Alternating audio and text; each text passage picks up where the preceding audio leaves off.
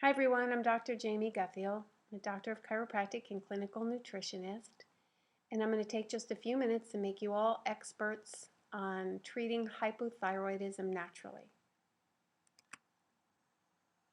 So hypothyroidism is a condition where the cells of the body do not get enough thyroid hormone. And I'll repeat, cells of the body do not get enough thyroid hormone. This doesn't mean that we should just assume that the problem is within the thyroid gland itself, because oftentimes it is not.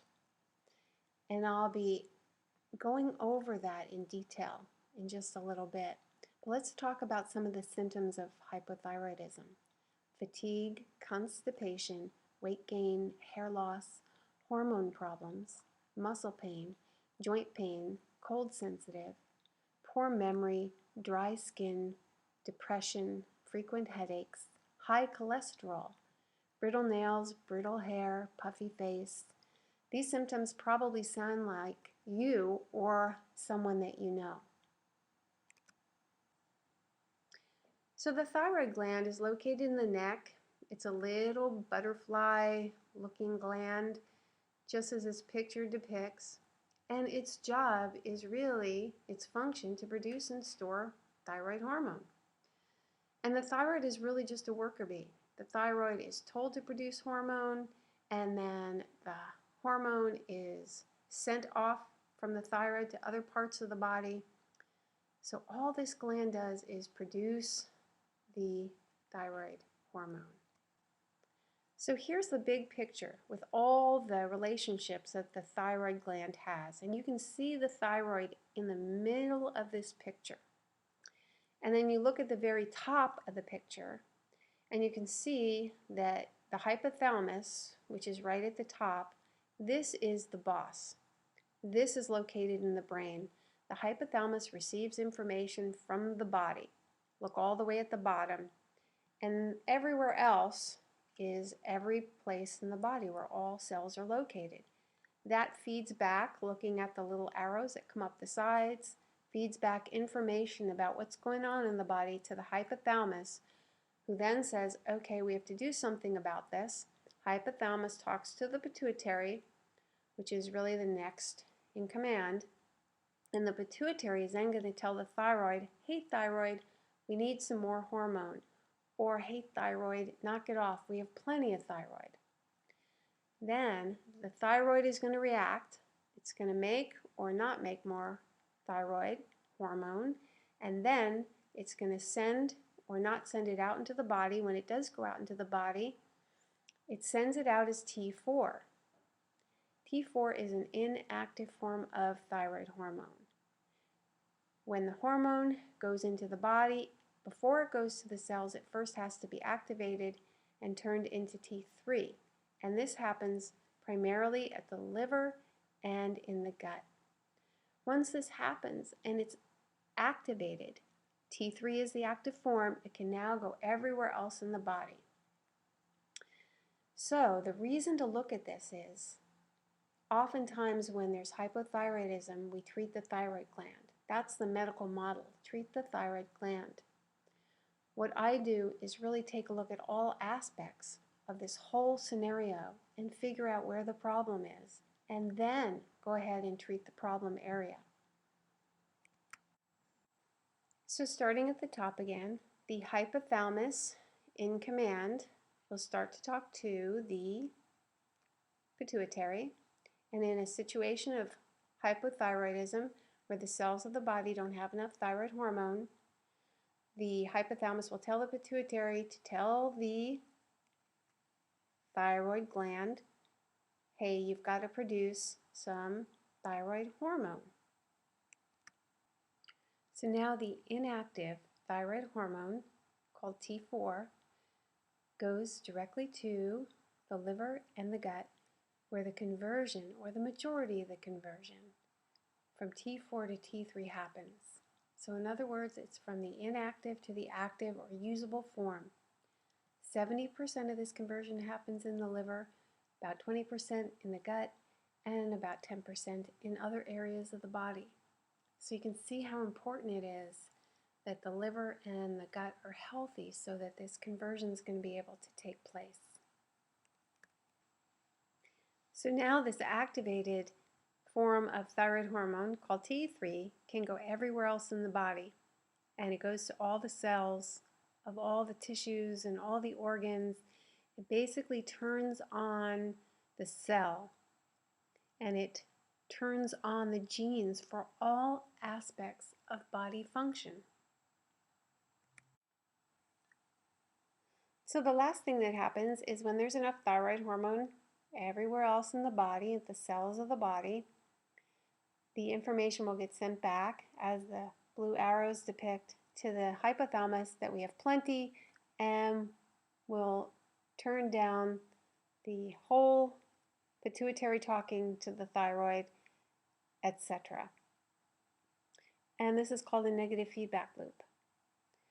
So you can see it's so important to treat all aspects of this and not just the thyroid gland when there's hypothyroidism, because there's so much else involved. So many different factors, including not being able to convert from the inactive to the active form of T3. This can be caused by liver congestion, can be caused by digestive problems. You can have hormone imbalances, where, for example, with just excess estrogen, you're going to have or create hypothyroidism, because estrogen will fight for the binding spots on the cells that the active thyroid hormone wants. You can have blood sugar fluctuations creating cortisol, which turns down the communication between the pituitary and the thyroid. Increased stress creating cortisol. Or you can have immune issues such as Hashimoto's thyroiditis. In this situation, you'll have antibodies from your own body that are attacking the thyroid gland itself and destroying the thyroid tissue. Typical medical testing and treatment includes first looking at TSH, and that'll be done on a routine screen. And if your TSH is on the high side, that means that your pituitary is yelling at your thyroid, make hormone. And if you're still having hypothyroid symptoms, they'll assume that you have a problem with the thyroid, and they'll treat you with synthetic hormones, including Synthroid, Lavoxyl, Levothyroid, and Thyrolar. Or they'll give you a natural, which could be Armour or Nature Thyroid, which is just a couple of examples. My testing is a bit more expanded. In my blood work, I of course look at TSH because I want to see how the thyroid is talking to the pituitary, but I also want to see, is the thyroid making T4? I want to see if it's getting converted, and then I want to see if it's getting taken up by the cells. So you'll see me testing total T4, total T3, and then free T3 and T4. Also the T3 uptake. And then I also look at something called reverse T3 just to see if there's some of the T3 going in the wrong direction. The last thing, if I suspect the autoimmune condition Hashimoto's, I'm going to test for antibodies. And that includes TPO and TGB. And Hashimoto's is very common today. So anyone who's had any type of chronic hypothyroid condition must have these tests done. The remaining tests that I do are all really based on history. I want to look nutritionally and see whether you have enough nutrients to make thyroid hormone. I then do a comprehensive digestive test if needed, and that will tell me things from whether you have enough gut bacteria to whether you can digest fats or if you have enough enzymes and other conditions that go on with the gut. I may want to look at cortisol.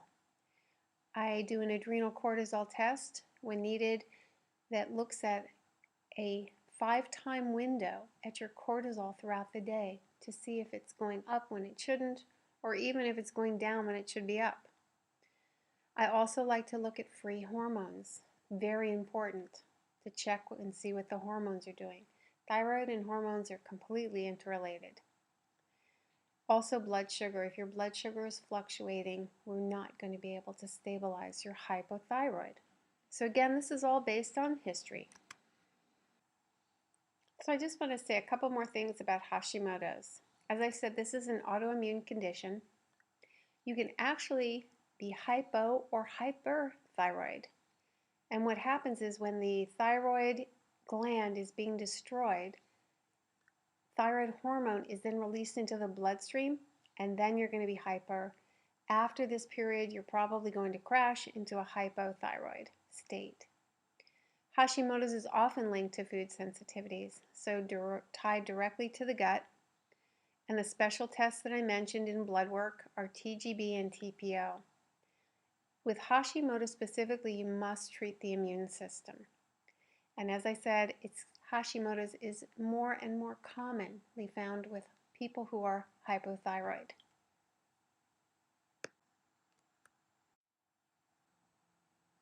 So treating hypothyroid, I like to start with a liver and gut detoxification process.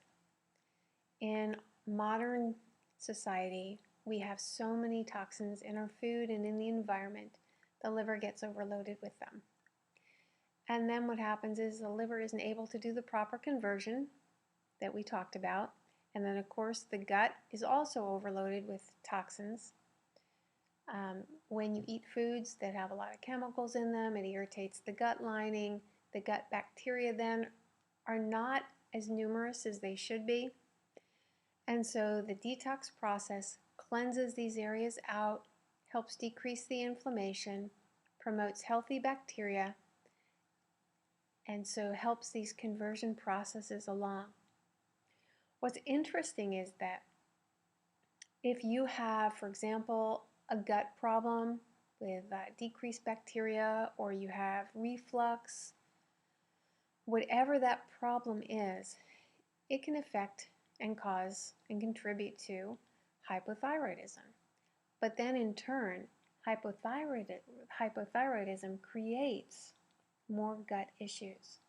For example, hydrochloric acid will be decreased. You won't be able to digest meat properly. The motility in the gut will decrease, and that can cause problems such as constipation, adds to reflux. Poor fat digestion can cause burping and bloating when you eat. And with the liver, actually, the cholesterol and triglycerides actually go up when you're hypothyroid. So you can see where hypothyroidism feeds these processes as well. So very important to get the liver and the gut cleaned out. This starting step with many people is actually enough to fix the hypothyroidism. If not, then we look at other aspects such as blood sugar and cortisol. We balance stress, because I don't think in modern society you can actually decrease stress. I think we really need to be able to understand how to balance stress. In other words, to improve our reaction to the stresses in our environment. And then of course, if there's a problem with the thyroid, we have to treat the thyroid with nutrients and herbs.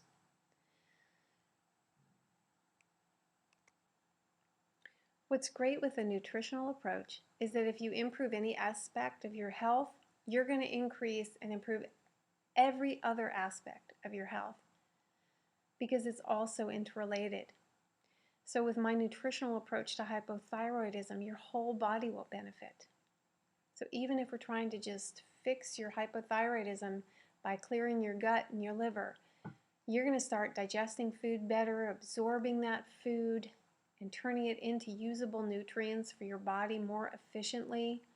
You'll be absorbing, for example, B vitamins. More B vitamins make you happier, so you will feel better. And that's really the outcome that you want, to be happier and healthier. So I want to thank you for attending. If you would like to contact me For a consultation, you can contact me at any of the contacts listed below, and I will be happy and pleased to be able to help you with your hypothyroidism. Thank you so much.